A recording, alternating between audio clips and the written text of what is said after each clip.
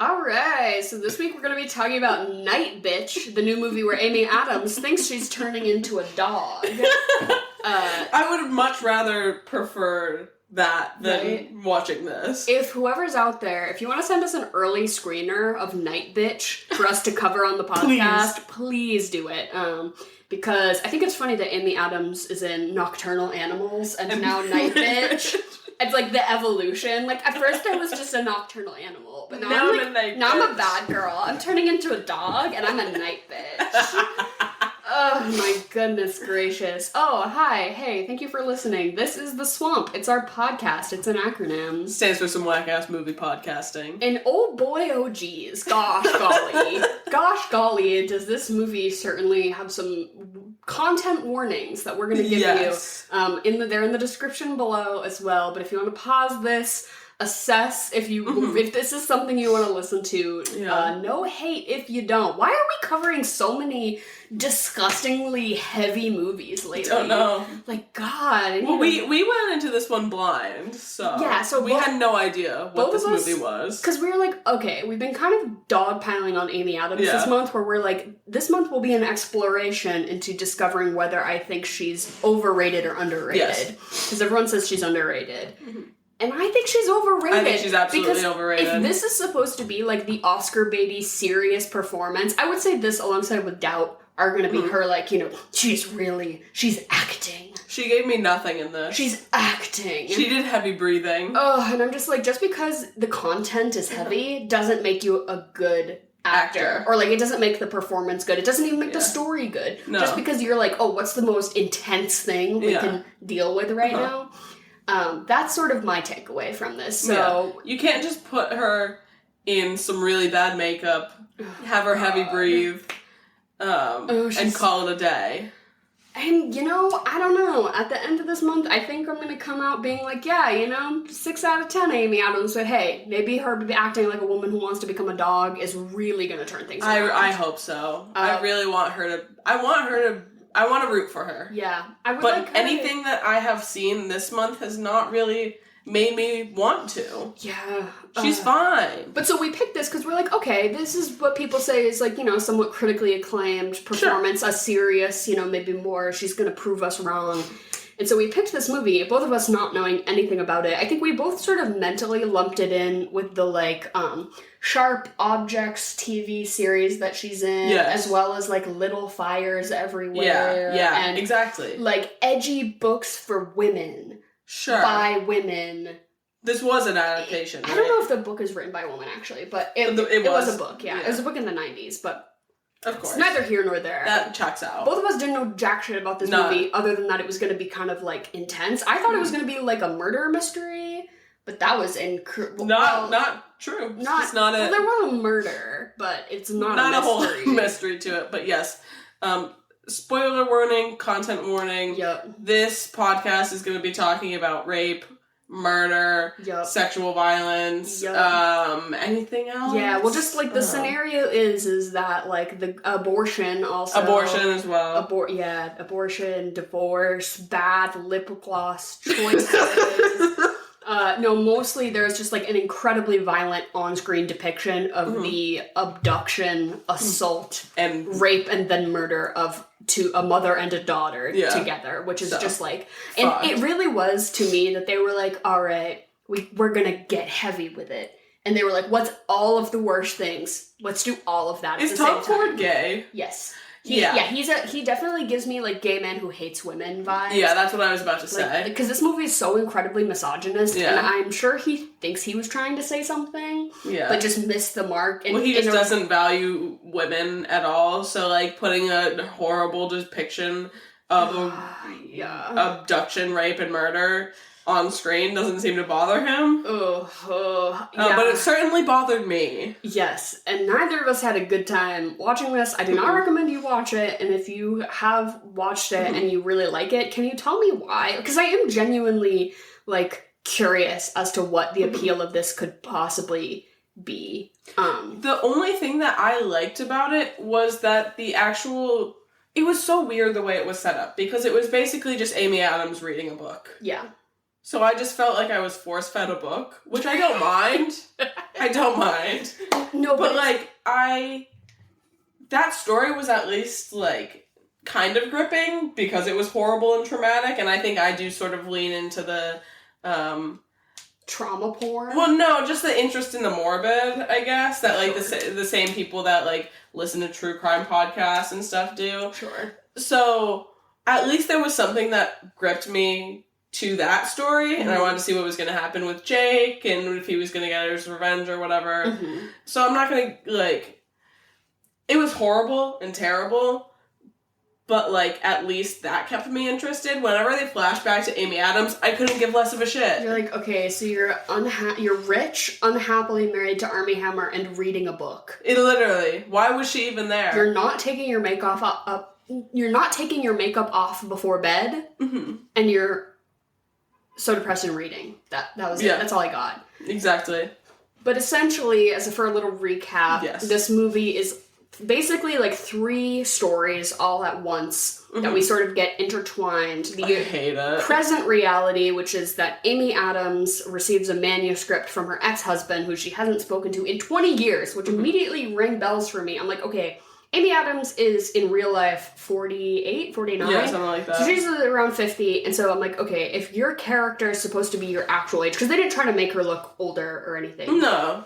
So I'm like, okay, if you're like 50... She'd be like 40-something in this. Like, you know, 42. Let's age her down. Let's say she's like 42. Yeah. So you haven't spoken to him in 20 years, which means you were married in your 20s, which means you couldn't have been married for that long. Yeah.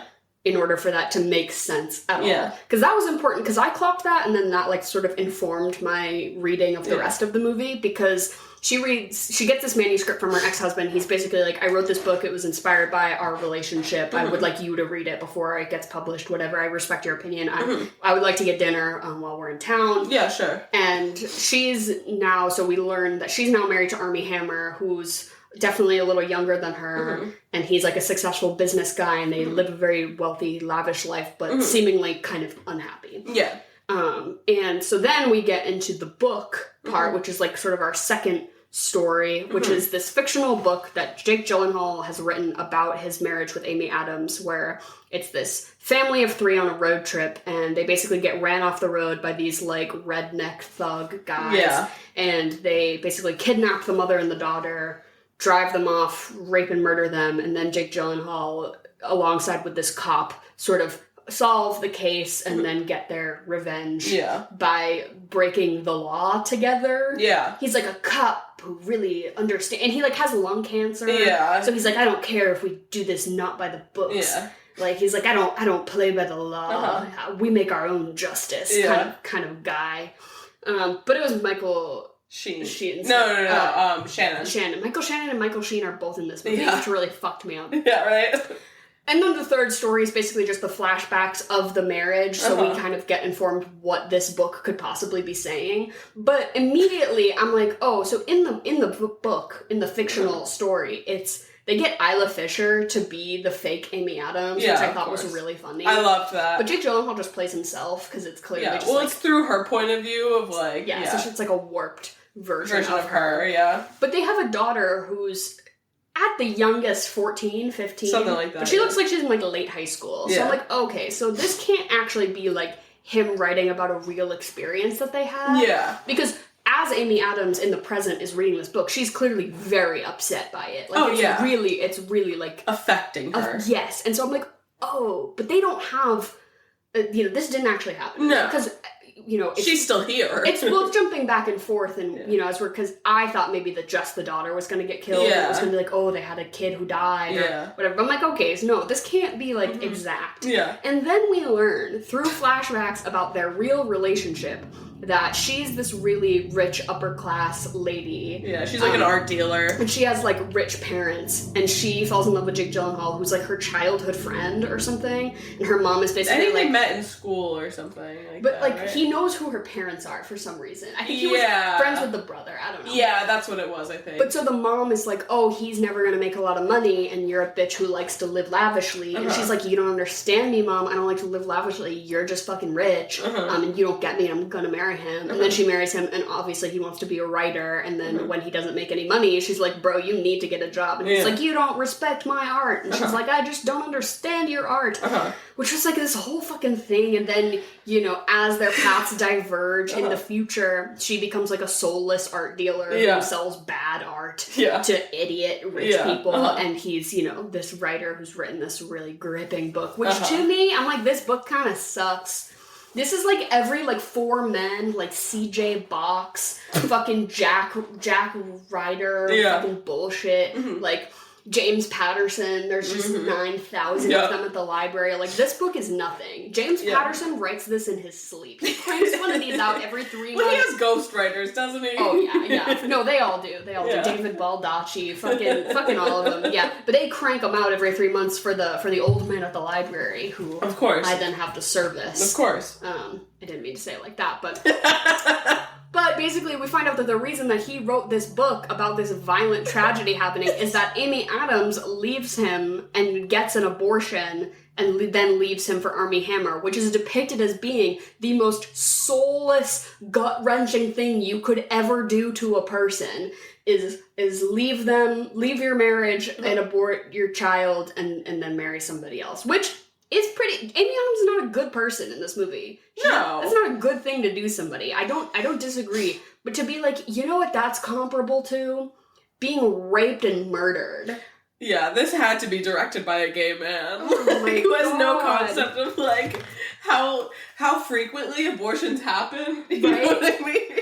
And just, like, the way that it's set up is that she's, like, in the car with Armie Hammer, like, he's her classmate or something, and he, like, drives her to the clinic, and then Jake Gyllenhaal's just, like, standing outside of the car, like, as if he knows, like, because she's, like, hugging him, as if he knows, and I'm like, did he walk to the abortion clinic because he caught a vibe? I don't even know. Like, what the hell? It was so bad. It was so stupid, and I just do not think you should ever use...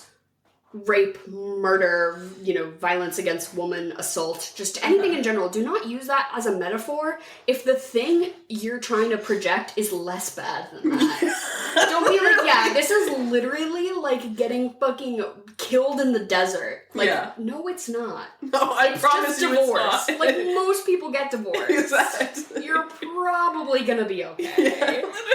Just like, and I kind of felt for, because obviously we're not supposed to really like Amy Adams' character. Like, she's sort of this cold, unfeeling woman who has all these regrets about her life. And I don't think we're supposed to like or dislike her. I think she's just supposed to be kind of complicated in the middle. Sure. But it's basically like she... That's such a nothing character thing to say. She's complicated. She's a complicated woman. Like, Like, girl, what? Just tell me you didn't add any dimension to your character, you know what I mean? No, but the dimension was the lip gloss.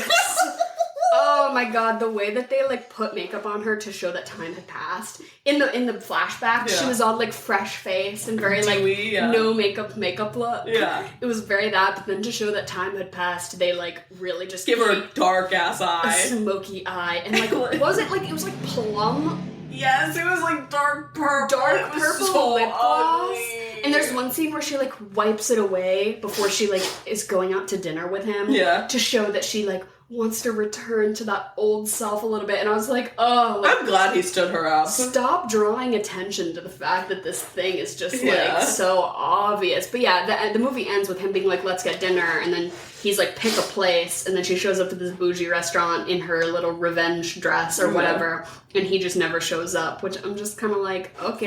Fine. I don't really care. Either way. Oh, yeah, you really got your revenge, Jake Gyllenhaal. You really sent her, like, a disturbing... This is, like, the equivalent of, of your ex texting you and being like, yeah, like, I do want to kill myself because you left me, and then, like, blocking you. Yeah, literally. Like, okay, like, I guess that's my problem. No, I sat there, like, after the movie, just sitting and, like, being like, that was it? That was the whole movie? Your ex sends you a creepy-ass manuscript? And that's the whole thing. Well, and that's how I did kind of feel for her, though, because I was like, damn, like, if an ex of any form, but, like, especially, like, an ex-spouse is like, yeah, I wrote this about our relationship, and then it's just, like, 300 pages of violence against women, I would be like, I'm calling the police. Literally. I'm getting... Like, do you have a wife now? Because I need to check on her. Yeah, for real. And also the fact that it was, like, they hadn't spoken in 20 years. Yeah. And, like, the way your marriage ended was perhaps, like, not amicable. No. But not, like, you still gotta, like, divide your assets and shit. Like, she didn't kill your dog. Yeah. Like, yeah, literally, her doing...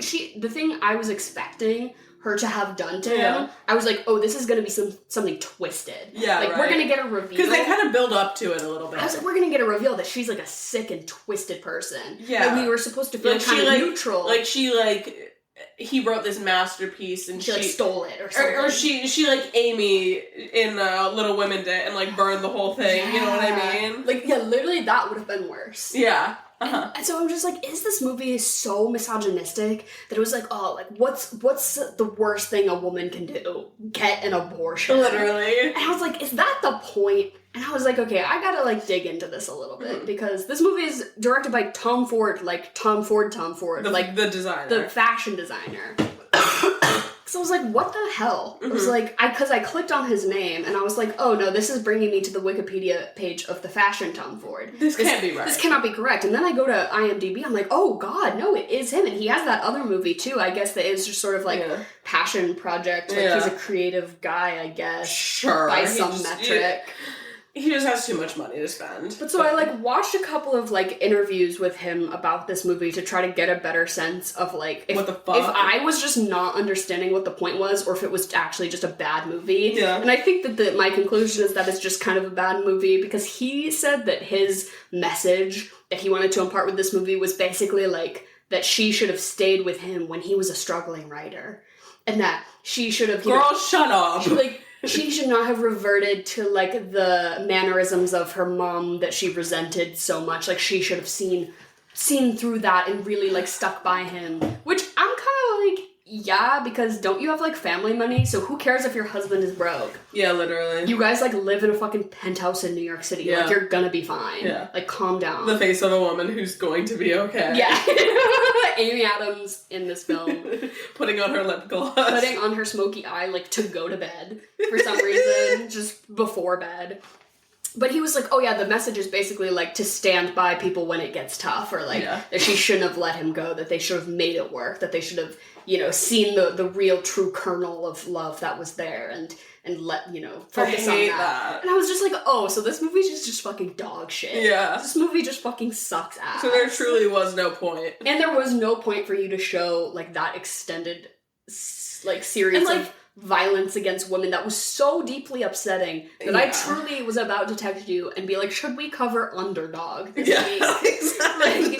Like, I'm like, scrolling through the Amy Adams canon on IMDb, being like, what can we pivot anything to? Else. Yeah. And, like, the only thing I can say is, like, at least they didn't actually show the rape and the murder. Yeah. They just showed everything leading up to it and afterwards. And then after, yeah. Which is still bad enough. Yeah, well, we still see their dead bodies naked in the desert. Yeah. Like, yes, I'm glad I didn't get a girl with the dragon tattoo rape scene, but it was equally as upsetting as that. Yeah, it was, like, just adjacent. Yeah. Just a step away from that. Like, I do forget how easily something like that could happen to me as a woman. Well, yeah, and so, to get into Jake Gyllenhaal's whole character, is basically that he's, like, a cuck. And that he is so, like, traditionally masculine in the way that he doesn't stand up for his family. And it basically starts with him being sort of run off the road during all these sick car pranks that these guys are doing. And he's like, oh, like, you know, Aaron Taylor Johnson, the epitome of alpha masculinity in his green cowboy boots, is like, hey, I'm gonna tell you what's what. We're gonna push around your daughter and your wife, and, you know, oh, step to me. You're not gonna do anything. You're not gonna, you're such a little bitch. He calls him Vagina Boy just several times throughout one scene for, you know, to really hammer home that Jake Gyllenhaal is just, like, so afraid. Spineless. He's like, I'm like, is this movie about, like, the dangers of being non-confrontational? Like, because that would be me. He'd be like, get out of your car. I'd be like, I guess I will. I'm getting out of my car. I guess I will. Like, I don't know. I'm not going to fight this man. But basically they're like, oh, he's so spineless that he basically let this happen. Yeah. And then the guys come back in the car and they're like, oh, your wife wants you. And whether that was some sort of like last attempt for him to go and save them or not, we don't really know. No, it was them like trying to bait him out so they could kill him. Yeah, so he doesn't go. Basically, and the cop is like, why didn't you go? And he's like, I just had a bad feeling. Yeah. I don't know. But then basically the whole novel that Jake Gyllenhaal has written is about this situation, and then about how he gets revenge cucked by this cop. Where this cop basically drags him along to be like, no, like, we have to make our own justice. And he's like, well, I guess so. And he's like, okay, I got these guys for you, and I'm gonna be so intimidating and say a bunch of scary shit in their ears, and then I'm gonna give you a gun and you can do it. And he's still like, I don't know if I can do it. And like, Michael Shannon is literally like, I'm literally setting this up for you to get your revenge. And it basically becomes that he's getting his own revenge because he's so invested about this being his like last case as a cop. Because he has lung cancer and he's gonna die soon, and you know he's let enough scumbags go in his lifetime. Like the red tape of the court system really keeps the bad guys on the street, yada yada, whatever. And so it basically though just turns into Jake Gyllenhaal's like getting cucked again. And so it's like, okay, you wrote getting this cucked, book, then beat and die. and he's like, this is how you made me feel when you told me you didn't believe in me as a writer. Like, literally calm down. Get a grip. Like, please. Find a hobby. Is this just how men think? I guess so. Like, when a woman is like... Go get your husband. Yeah, I know. It's like, you know, like, oh, I didn't really understand that poem you wrote. Like, I didn't really get it. And he's, like, in a fictional universe in his mind in which you get, like, crucified. Like, I'm just like, what the fuck? Oh my god. What did you think of Jake's performance in this as well? I didn't hate it. I didn't hate it, but he is one that I like the way his face looks. Yeah. So I will give him a lot of grace. Yeah. And I like, you know, I'm a Donnie Darko girly. Of course. He's like somebody that I definitely crushed on a lot when I was, you know, in some formative years. He's definitely a pillar of my sexual pyramid, if you will. But I think objectively speaking, he's rarely doing anything that actually like he also doesn't have an Oscar, and people are like, oh my god, Jake Gyllenhaal doesn't have an Oscar? I'm like, yeah, for what? Shock me. Yeah, for what? Like, maybe Nightcrawler, but even then, I'm like, I haven't seen that one. It's like fine. It's like pretty good. It's mostly him being like, I'm acting. Prisoners, like, maybe. Well, so you bring up Zodiac, maybe. Yeah, he's good, but he's just never the best part of anything. I don't know. Yeah. He's fine. And I thought he was fine in this, but there were just some... He does just have such a fucking... It's a pretty, like, solid repertoire. I think he's great in Oakja, I'll say that. I love him in Oakja. I think he's great, and I think everyone's great in Oakja. Throwback to the John Mulaney special, the Sack Lunch Bunch, or whatever, and him in that. Yeah. That was saved in a folder that was very personal to me for a while. Him in the Sack Lunch Bunch as Mr. Music is a deep part of my psyche that we will not be getting into this week. That's on the Patreon. Oh my god. But it's funny that you bring up Prisoners, because I was like finding a lot of parallels, like almost like inverse parallels between this movie and Prisoners. I've never seen it. Specifically between the cop / victim dynamic between Michael Shannon and Jake Gyllenhaal. Well, he plays the cop in Prisoners, in Prisoner, he's the cop, or like the private investigator guy, and Hugh Jackman is the dad of a girl who got abducted, who basically does want to take justice into his own hands. And the cop is like, well, we need evidence. You can't just break someone's fingers and just say that they did it. Yeah. You broke their fingers. So they're probably, it's like Paul Dano just like getting his hand broken 90 times in a row. But yeah, it was just sort of an inverse, like, cop victim who wants to take justice into their own hands about a violence against women situation. Yeah. But I would not recommend that will not be my follow-up movie for this, because you need to change the vibe immediately. I want less of that. As fast as possible. Yeah, nothing about this gave me any stellar feelings. The start of it, I was already confused. I was like, I kind of get what you're doing with the time jumpy thing, but they were making it like so obtuse it was so obvious that I thought I was missing something. Exactly. Because I was like, it has to be more nuanced than this, and it simply wasn't. I hated Armie Hammer in this. Oh, I mean, I hate him in everything. Now, it's like, now that we know, it's like, oh, that's why I'm getting the ick so hard. Yeah. And he was hardly in it, thank God. Yeah. And he was supposed to be sort of, like, stiff and unlikable, which I'm like, yeah, stay in your lane. Exactly.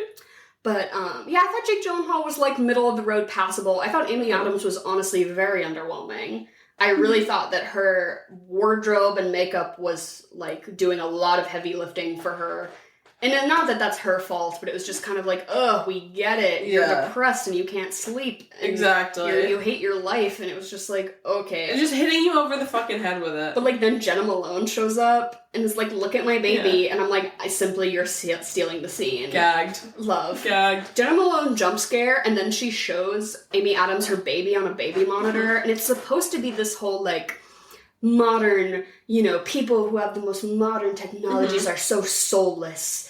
And, like, whatever. Yeah, but she gives her this baby monitor, and it, like, has, like, a fake jump scare because she's thinking so much about this book that she, like, sees the face of the murderer and she, like, drops the phone. And I was like, literal jump scare, Jenna Malone. Yeah. Providing the jump scare. Yeah, thank you, Jenna, please. Thank you, yes. Oh, hey, hi, what's up? It's Jen, here to host her interim podcast segment, Chocolate or Manila, where she's going to say two things and we're all going to say which one we like better. Jen, hi, how are you? I am fair. How are you guys? I would say about the same. Yeah. I'm pretty good, actually. Nice. Wow, really rising to the occasion and standing us up. Not too bad, even. Honestly, doing pretty okay. And is there a theme this week? So, star-studded cast. So, do you like them better in this or in something else? I love these ones. Yeah. Yes. I feel like there were also people in here, like, I don't know, but are probably still fairly famous. You know what I'm saying? Yeah, for sure. So, chocolate or vanilla? Chocolate. Vanilla. Chocolate. Jake Gyllenhaal in this or Jake Gyllenhaal in the new Roadhouse? Oh my god, I know for a fact Emily is the only one amongst us who has seen the new Roadhouse. And you, like, texted me and you were like, gonna have, like, a silly little watch a bad movie on purpose night and watch Roadhouse. And I was like, okay, good luck with that. Because I had a sense, and you were like, it wasn't even fun in the bad way. It wasn't even... Yeah, it was really, really bad. Oh, so bad, so bad. So I'm gonna have to say him in this. Yeah, him in this, he at least acted a little bit. Yeah, I would say, I haven't seen this, but I'm going to say him in anything except for Roadhouse. Jen, don't watch this. I would hate this, right? I would hate this. Yeah, like super disturbing. Yeah. In the same way that I feel like it's low-key kind of offensive to say that you method act to play the Joker in a post-Heath Ledger world. Like, when Jared Leto was all up on his method acting shit, I was like, okay, you're kind of, like, spitting in the face of a man who killed himself. In that same way, I feel like you can't reprise a Patrick Swayze role, period. Yeah. No. Just don't do it. Do not do that. Let it lie. Yeah. Yeah, you're fighting a losing battle. Mm-hmm. Next one is Michael Shannon in this or in Knives Out? He got an Oscar nomination for this performance. I actually liked this. And it was, I thought it was fine. I think I just hated this movie so much on the whole that I just was, like, having a bad time with it. So I think Knives Out is a lot of fun. So I'll say him in that. Yeah, I think him in Knives Out is definitely just a better time overall. And I love Michael Shannon, and I like to like a Michael Shannon character. Mm-hmm. There's just not a lot to like about this movie, so I'll say him in Knives Out. Yeah, I'll go Knives Out too. Is he super evil in this? He's not evil, he's a cop. He's a cop. Okay. He's a cop who doesn't play by the book. Yeah. Next one is Isla Fisher in this or in the 2013 Great Gatsby, where she played Myrtle? Oh, I forgot that was her. Yeah. Simply do not recall her in that. So therefore I have to say her in this. But I will say most recently her and Sacha Baron Cohen's divorce announcement was so funny. They were in tennis outfits I think I talked about this like last week on the podcast, that they were like in tennis outfits and they like made a bunch of tennis puns, but like about how they're getting divorced, like, you know, like from playing doubles to playing singles. Like it was just like the most. You must have done it in the Challengers episode, because I don't know about this conversation. I didn't even know they were getting divorced. Oh, yeah. Oh, my favorite golfer, Rory McIlroy, is getting divorced from his wife, too. What the hell? Why is everyone getting divorced? Everyone's always been getting divorced. 50% of marriages end in divorce. Well, did you guys say? I'll say her in The Great Gatsby. I will say Great Gatsby also, because Myrtle's a wackadoo. She's awesome. Next one is Aaron Taylor Johnson in this or in Kick-Ass? Oh, Kick-Ass, Anything obviously. but this. Anything but this. Yeah, Kick-Ass. Look how they massacred my boy. Oh. Is this a slasher movie? They massacred him? No. This is... It's like a rape and murder movie. Yeah. I knew that, I knew the R word was in it. What are you going to say, Dara? Oh, you guys both say Kick-Ass? Yeah, for sure. I will say Kick-Ass also. Laura Linney in this or Laura Linney in Ozark? I've never seen Ozark, but a lot of people say it's really great, and I imagine that she gets a lot more screen time in that. She's in this movie for exactly one scene. Is she her child? And she's the mom, the uppity mom. Is she Amy Adams' mom? Oh, yes. That's bad casting. She's too young to play Amy Adams' mom, right?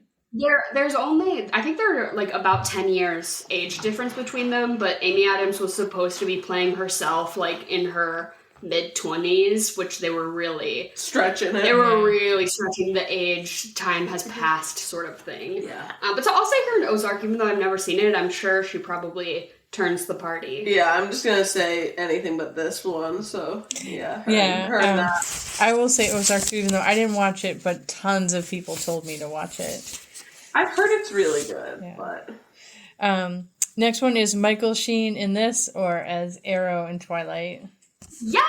Arrow in Twilight! I love, there's a great line in this that it's like, this woman's like, you should have a gay husband, because like, if that's just so convenient to have a gay husband, because he'll never like leave you for another woman. And I was like, I want Michael Sheen to be my gay husband, but I want to be my gay vampire husband. Yeah, we can run the whole Tory together, but he can just like have his lovers, and I don't really care. Like, that's kind of a serve. Yeah, I want him in Twilight. Yeah, Twilight for the sweet for sure. That laugh. Next one, Jenna Malone in this, or as Johanna in the Hunger Games. Oh, easy. You know we're picking her in the Hunger Games. No question. Of course. Next one is, I don't know how this one's going to go. Ellie Bamber. So she plays India.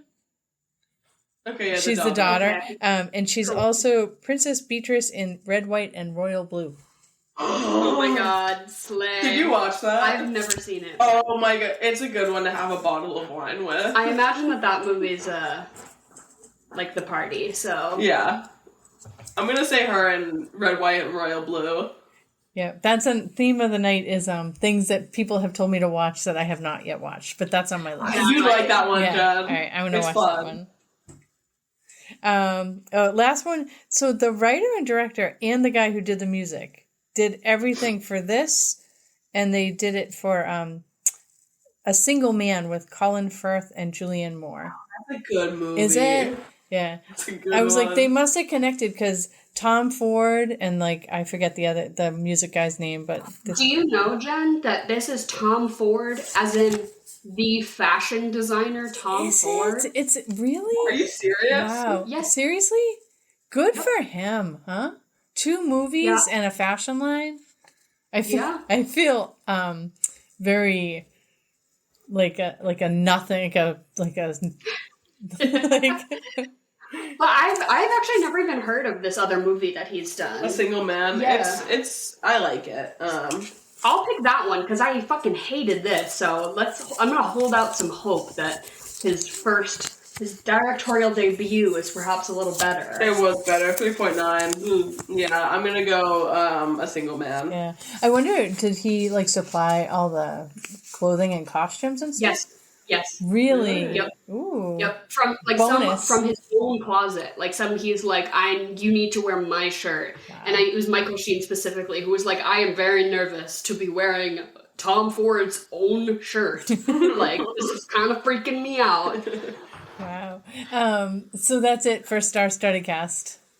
Wonderful. Yeah, did we pick anyone from this movie? I picked Jake G in this one. Like, literally, this movie is traumatizing. Yeah, 0. Do not recommend, Yeah. Jen, especially for you. As people who don't like on-screen violence against women for really any reason, I would say this movie Not is this really... one. Yeah. This movie's a pretty harsh offender. I don't like that in any of my media. I can't do it. Yeah. It's my line in the sand. Yeah. Yeah.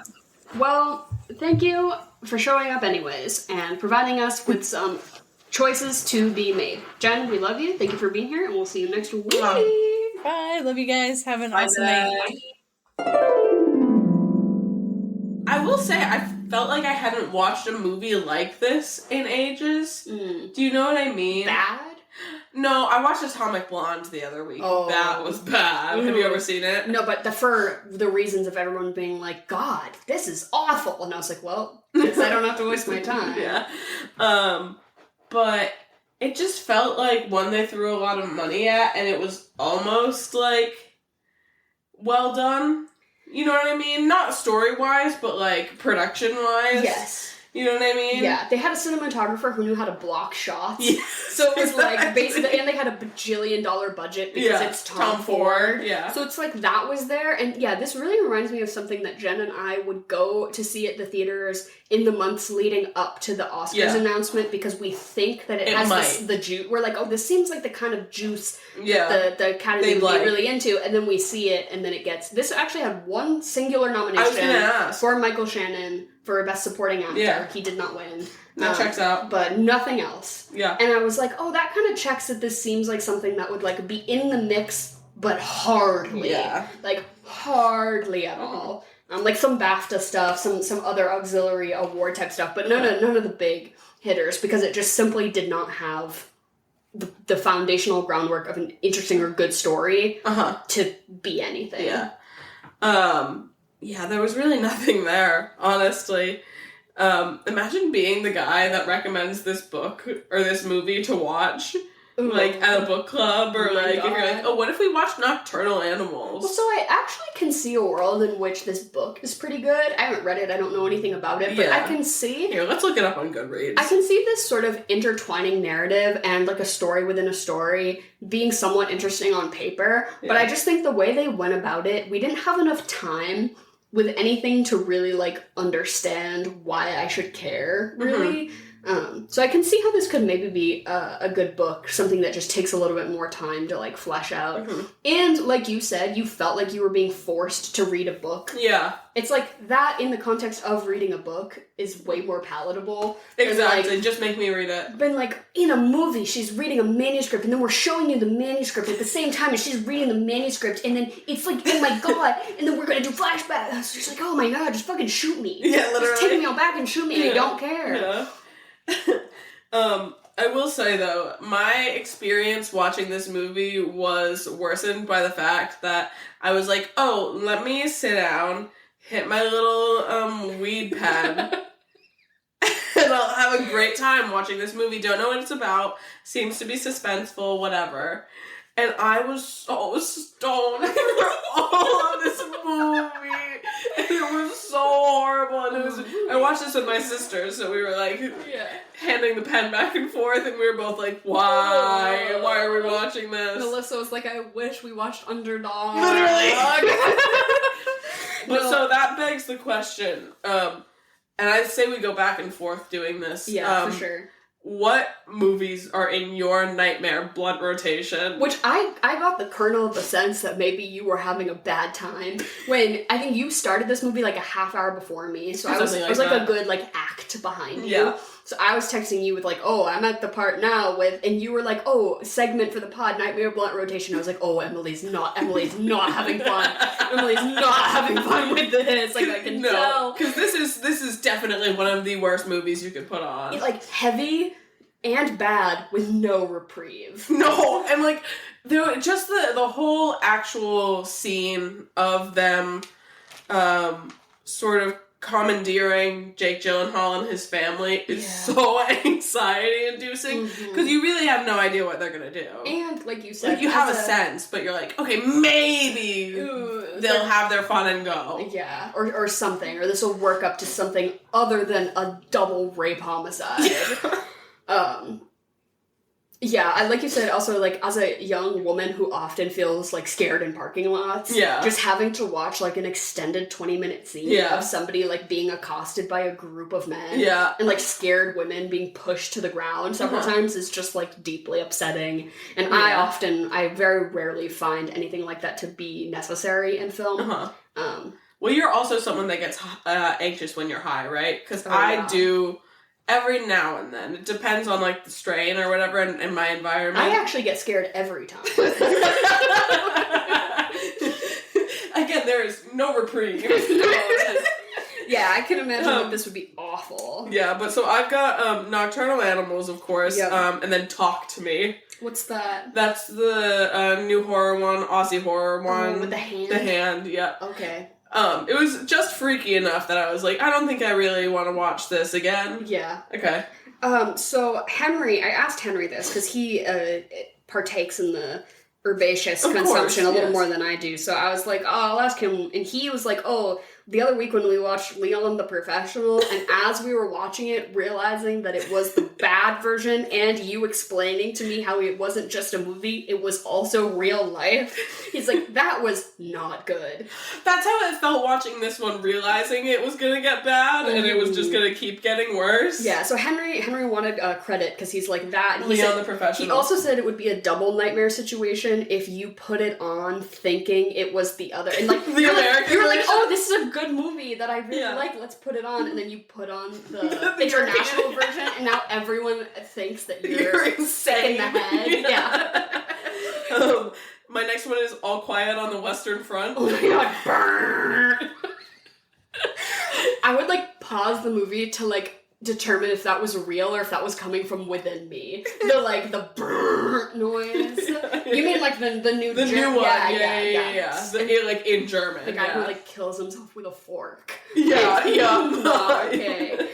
Oh my god. I had like a group of 3 that all have kind of similar vibes. It's Whiplash, Uncut Gems, or Good Time. Uncut Gems and Good Time obviously just being kind of the same, but just so intense. And anxiety building in a way that I do think my heart would stop beating. Yeah. Like, if I had to watch Whiplash when I was too high... Well, that was just you going to jazz band practice when we were 15, so... Yeah. You've already lived it. No, not for me. Or just, like, Good Time, where they're, like, waterboarding a guy with lean, and I'm just like, this movie is just simply not gonna be working for me. No. Barbarian... I didn't think that would be very fun. Which one is that? Justin Long. It's that, creepy, like, deformed naked woman. Not the one where Justin Long gets turned into a porpoise. That one's on here, too. Oh, Tusk. Yeah. Trust me, Tusk is on this list. No, it's like a different one. It's horror, and it's good sober. Oh, okay. But it was just creepy enough, and unsettling enough that I wouldn't want to watch it. No, I think that's the one that everyone on, like, film Twitter was People loved it. They really loved it, but they're like, oh, this is spooky, spooky, scary, and I'm like, okay, I'm gonna get too scared. Sober, I get too scared. I'm like, I don't even need weed to get too scared. My next one was, I would lump this movie in with this general category as well, of, like, movies that are taking themselves way too seriously, and when you would be too baked and you're in the sense of, like, am I just stupid? Yeah. Or is this movie really bad? Okay. So, like, Crash, not the David Cronenberg Sex with Cars one, but it won Best Picture, and it's basically like, we're gonna break down racism in America. Sure. And it's dog shit. It's an awful, it's like, I'm not gonna say Green Book level bad, but a couple steps under. It's pretty bad. It's like, but it's like taking itself very seriously, and it's like, I'm like laughing at it, but I feel like that's wrong. Yeah. Also Birdman, I felt that way. Okay. Oscar winner Birdman. Yeah. Like, this is really like, we're doing something arty, and I'm like, I just don't like it. Yeah. I just don't like it. I think that Shiba-baity. Oh, yeah. Too stressful, too anxious. Yeah, love the movie sober, but it gives me anxiety then. Yeah, anything that's gonna like do the heart palpitation, like why am I having chest pain? Yeah, exactly. I also have The Greatest Showman, just because I fucking hate that movie. I also had, I'm thinking of ending things. I thought about that. I didn't realize you'd watched that. I had to turn it off. Yeah, this is involving no drugs. Is that I was like, I think I need to step away from this. It's just like not in the right headspace to watch like that level of like awkward, stilted, like dialogue. I was just like, and I could imagine that being under the influence of weed would make that so much worse. I also have Swiss Army Man on here. Okay. I think that I would have a good time with some of it, and then the end I would have such a bad time. Yeah. Again, the second hand. Yeah. I'm not a cringe person. I don't like and not that that's like a comedy sort of thing, but it would really trip me up. Also, we need to talk about Kevin.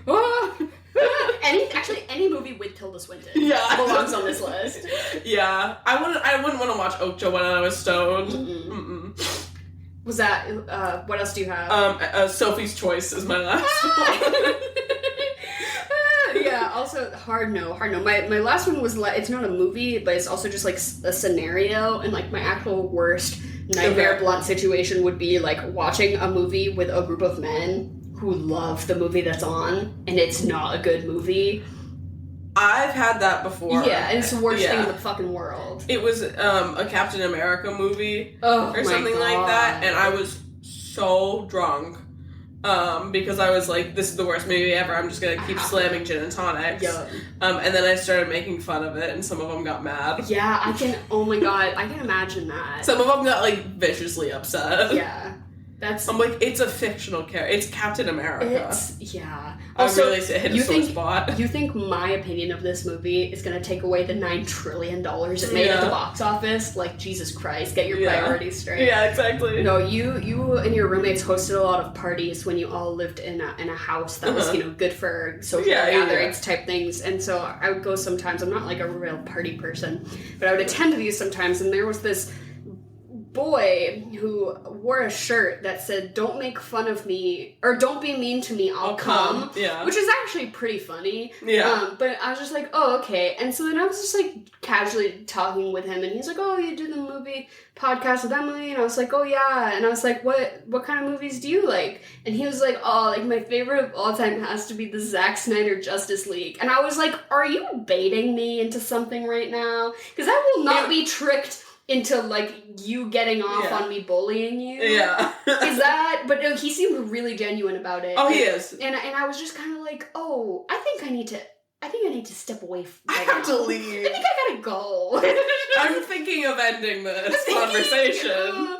Yeah, I was like, oh, okay. Yeah, that's no. Any Marvel movie would also be like, I would I'd be biting into the couch and ripping the foam out with my teeth. I'd like have my laptop out, and I'd be like, I can write a movie better than this right now. Exactly. I can write dialogue better than this right fucking now. Exactly, yeah. Read it the next day, and I'd be like, no ma'am. Yeah.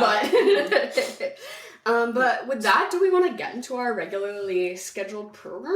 Absolutely. I feel like, fuck, marry, kill. Do we want to do Amy Adams, Jake Gyllenhaal, but as his real writer self? Okay. And then Michael Shannon? Yeah.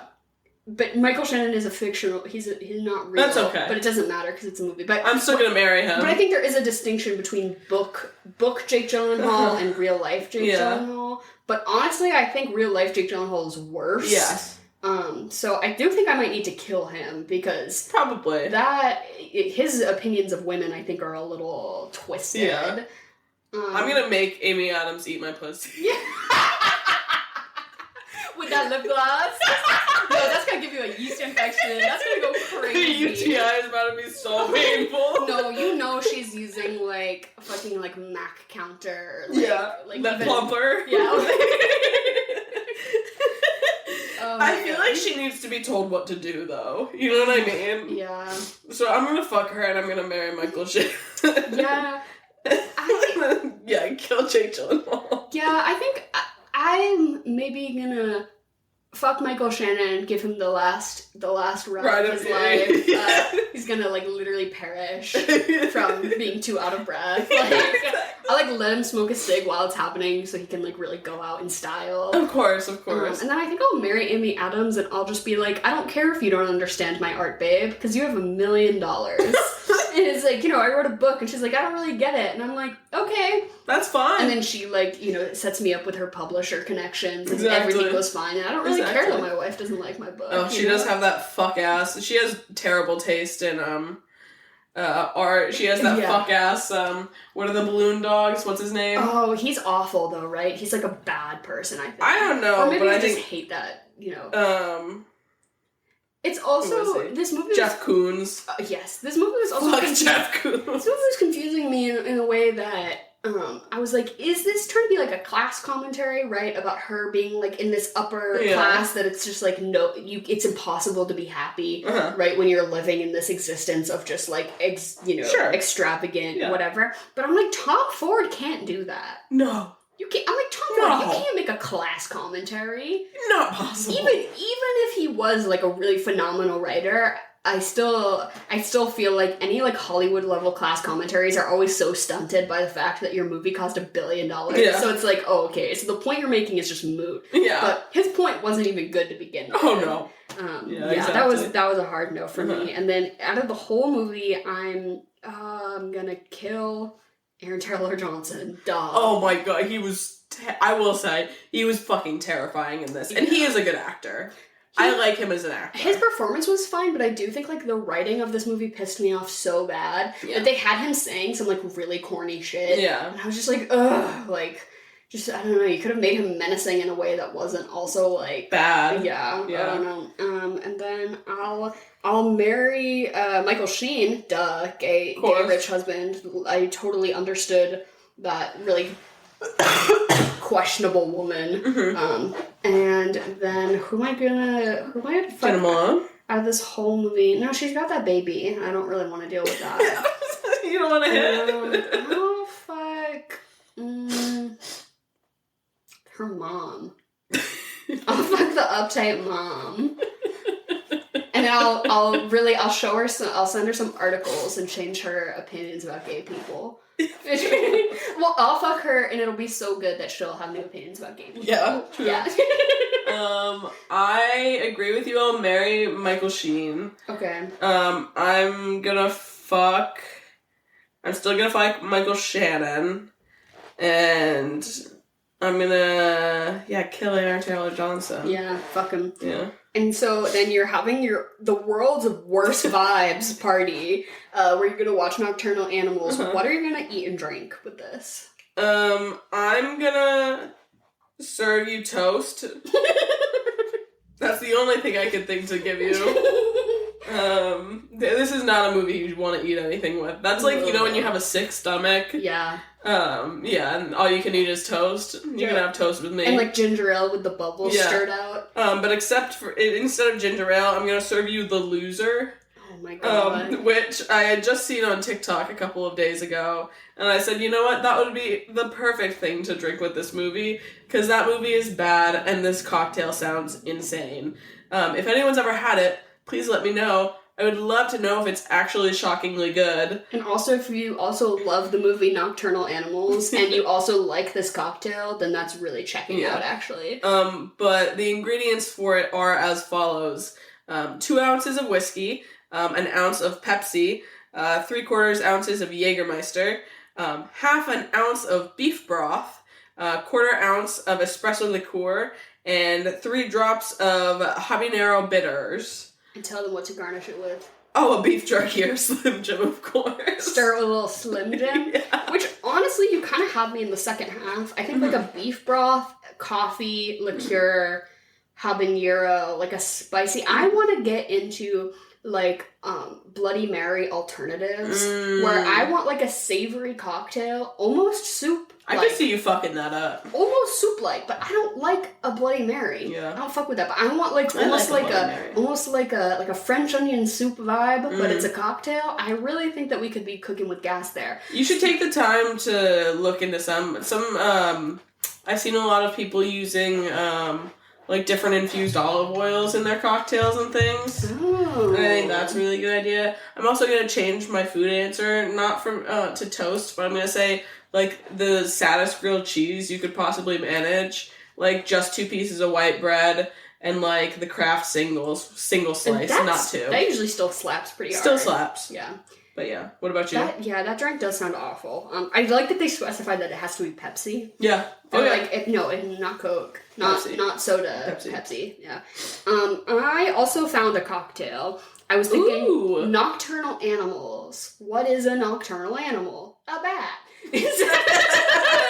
Of course. And so then I found on a website called Eat, Drink, Love. I think they were like making it like a Halloween thing. Sure. But it's called Bat's Brew. So I was like, that's okay. definitely Halloween. And it actually sounds pretty good. Okay. It's dark rum, ginger beer, blue curacao, cranberry juice, and grenadine. That does sound decent. And when the color is like a deep purple, because you've got the grenadine, the cranberry juice, and the whatever, and I think the dark rum. So it is Amy Adams' lip color. Oh, that's good. It is that like translucent plum. But I like that it was called Bat's Brew. I thought that was cute. And then I think as a nocturnal animal, you should have whatever your late night snack is. And it's just like a handful of shredded Sargento cheese straight out of the bag.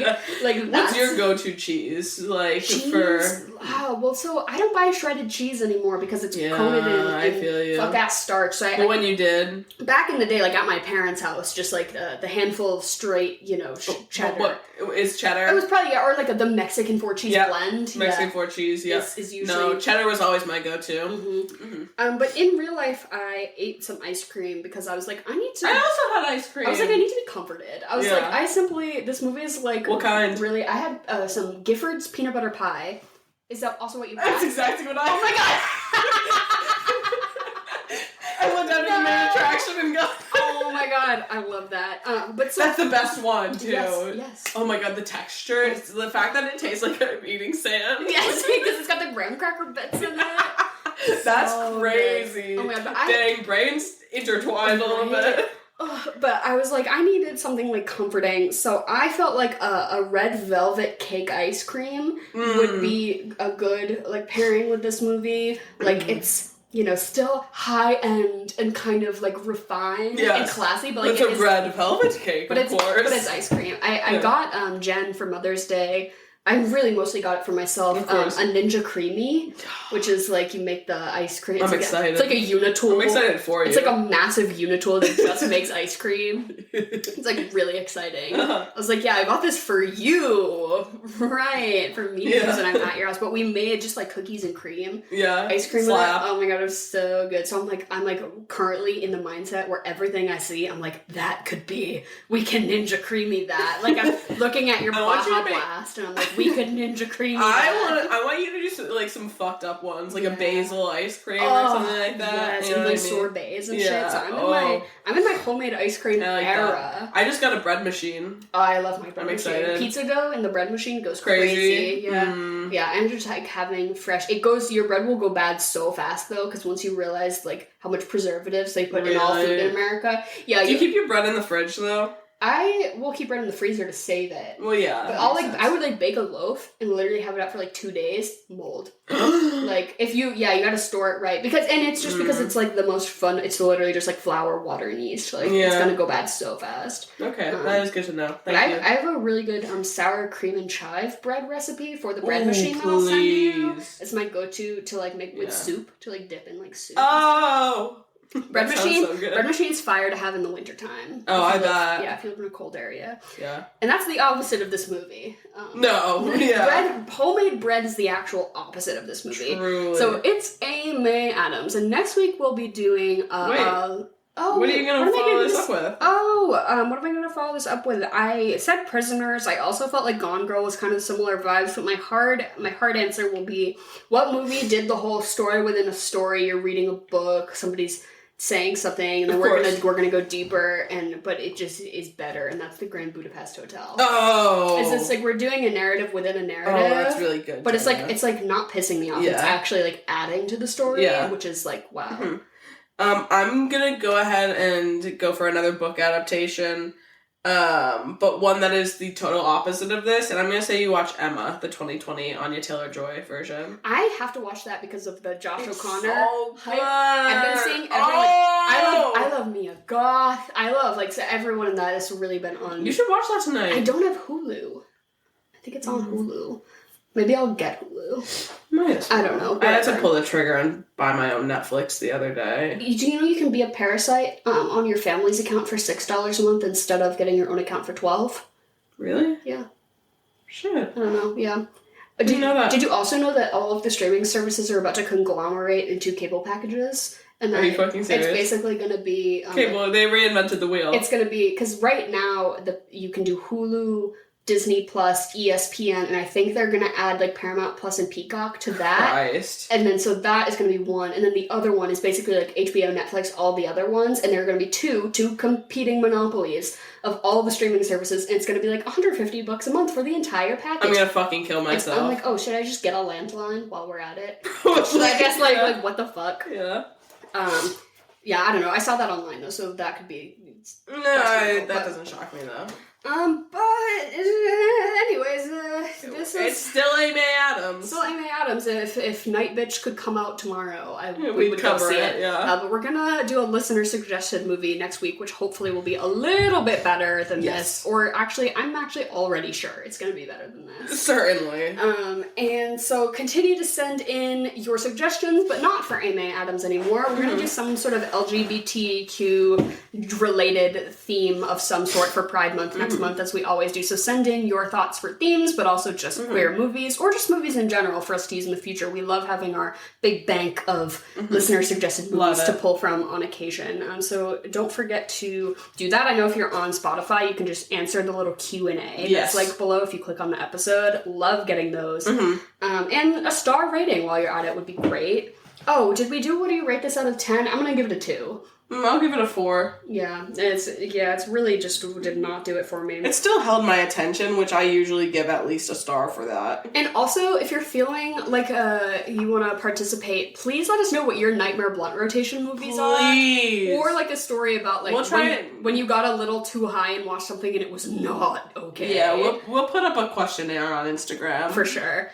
So thank you all for listening. I'm sorry this episode was so down in the dumps, but hopefully we're gonna be a little more peppy next week. So stay tuned for the end of Amy Adams. We love you all. Goodbye and good night.